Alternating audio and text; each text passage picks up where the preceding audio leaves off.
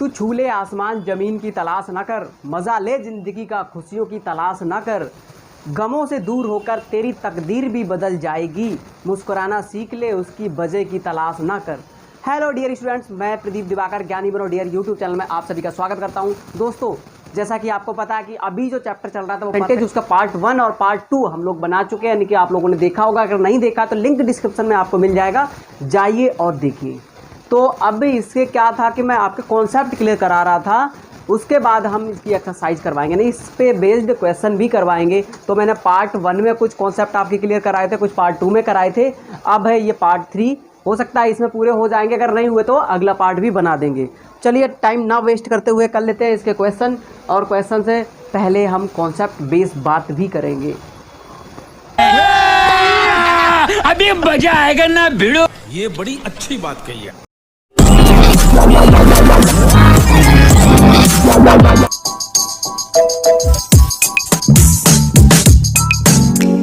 Math bye Pradeep sir.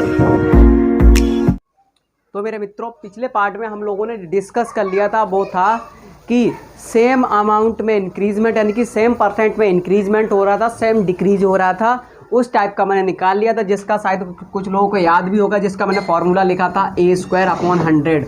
मतलब अगर कोई भी आर्टिकल है या कोई भी प्रोडक्ट है जिसमें 5% की बढ़ोतरी होती है, उसके बाद 5% की घटता है 5%, यानी कि इंक्रीज भी 5% हो रहा है और डिक्रीज भी 5% हो रहा है, तो फाइनल उसमें इंक्रीजमेंट है डिक्रीजमेंट क्या होगा। तो उसमें मैंने आपको बताया था कि उसमें हमेशा डिक्रीजमेंट आता है और इस वाले फॉर्मूले के हिसाब से आता है, ठीक है। तो इसके आगे अब हम बात करते हैं अगले टाइप की। तो मित्रों, अगले टाइप की बात कर लेते हैं। The price of an article is increase 20% and later on the price was decrease by 25% due to the reduction in sale. Find the net percentage change in final of the article. कह रहे हैं कि कोई भी वस्तु थी, पहले उसके प्राइस में 20% की बढ़ोतरी करी गई, तो बढ़ोतरी करने पर उसके सेल में कमी आ गई, जिस कारण जो है फिर उसके प्राइस में 25% की कमी करी गई। तो अंततः या फिर टोटल फाइनली जो उसमें चेंजिंग आएगी परसेंटेज में, वो क्या आएगी, इंक्रीजमेंट होगा या डिक्रीजमेंट होगा।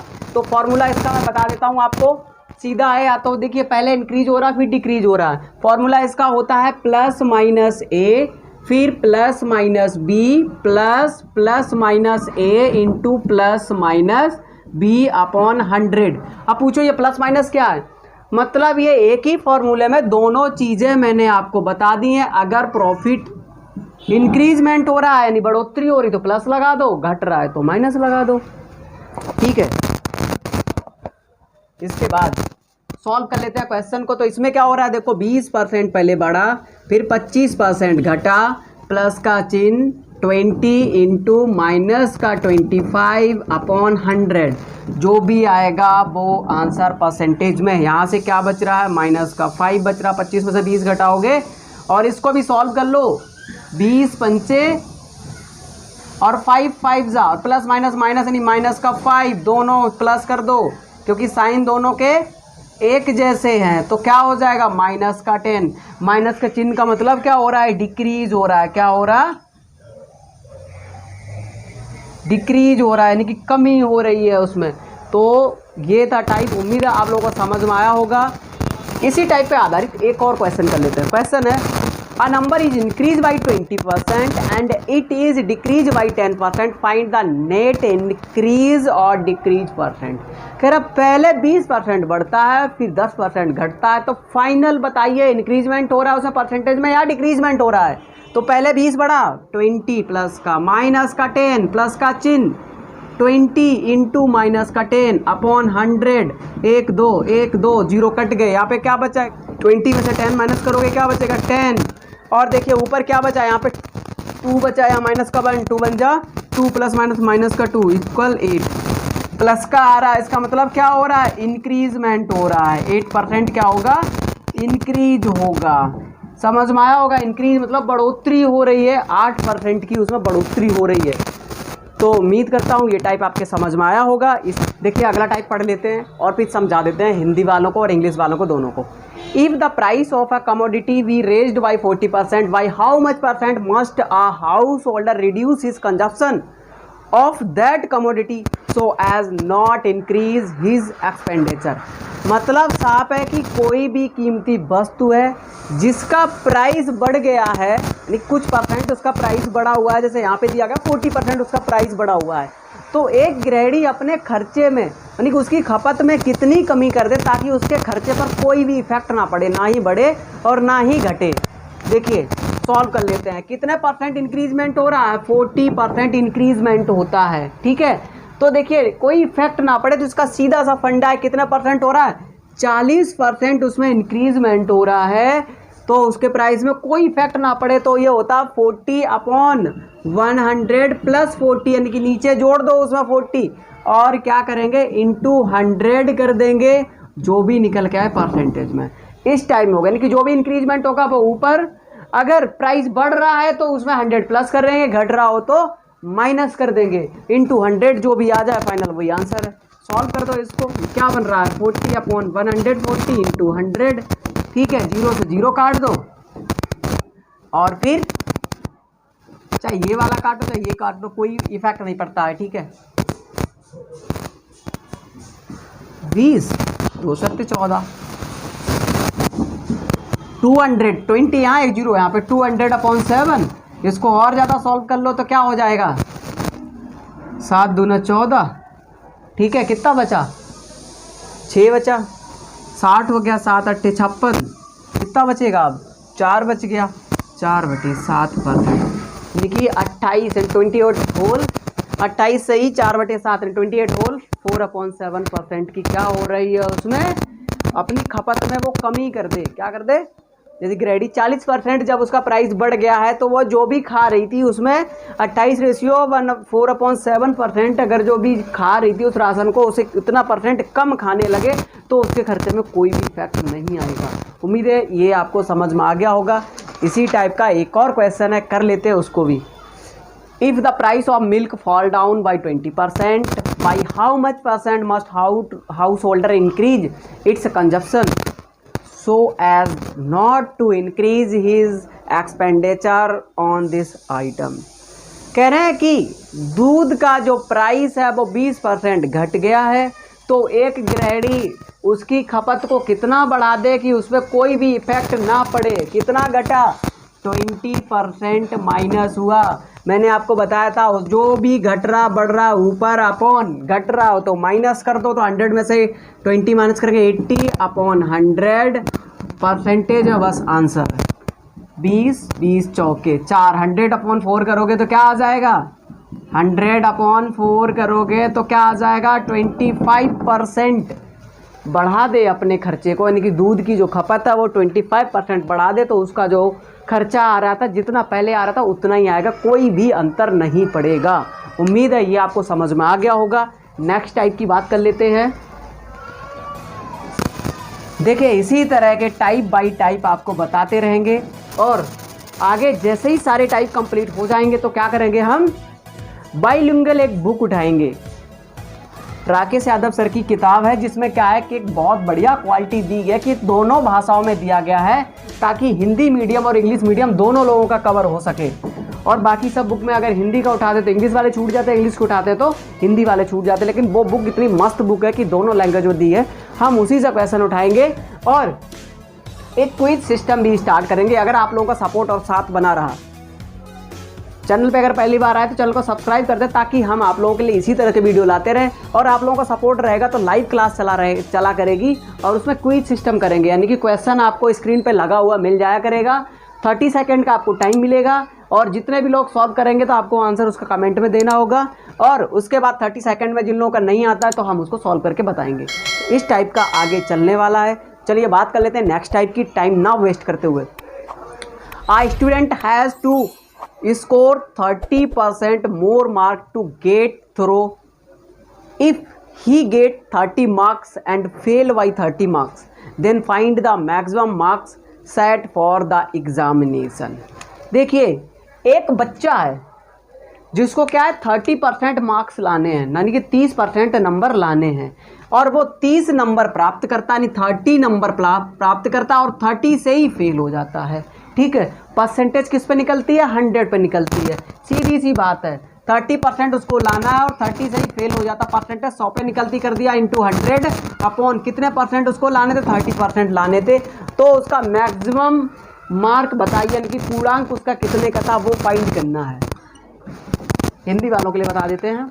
देखिए एक बच्चा है जिसको 30% नंबर प्राप्त करने, यानी कि नंबर अंक प्राप्त करने हैं, वो बच्चा 30 नंबर लेके आया और 30 नंबर से ही फेल हुआ है, तो कह रहे पूर्णांक कितने का था। सीधा सा शॉर्ट में इसको लगाते हैं, 30 नंबर प्राप्त किए और 30 ही उसे चाहिए थे, दोनों प्लस कर लिए, इंटू 100 कर देंगे क्योंकि परसेंटेज 100 पर निकालता है, और लाने कितने थे, पासिंग मार्क क्या था 30%, अपॉन में कर दिया, इसको सॉल्व कर दो बस आंसर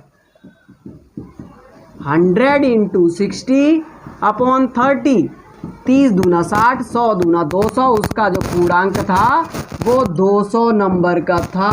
कितने का था, 200 नंबर का उसका पूर्णांक था। बस आंसर, बस हो गया। लॉन्ग मेथड से करना है, लॉन्ग मेथड से भी बता देते हैं भैया, कुछ लोगों का कहना है कि लॉन्ग से नहीं बताया, तो चलो मान लेते हैं इसमें कि उसका टोटल जो पूर्णांक था, पूर्णांक हिंदी वालों के लिए बता रहा हूँ मैं और अंग्रेजी वाले भी देख ले, पूर्णांक को मैक्सिमम मार्क कहते हैं, यानी कि टोटल पूर्णांक जो है उसका मान लिया हमने x मान लिया, तो x का 30% कितना होता है, बस वो फाइंड कर लो।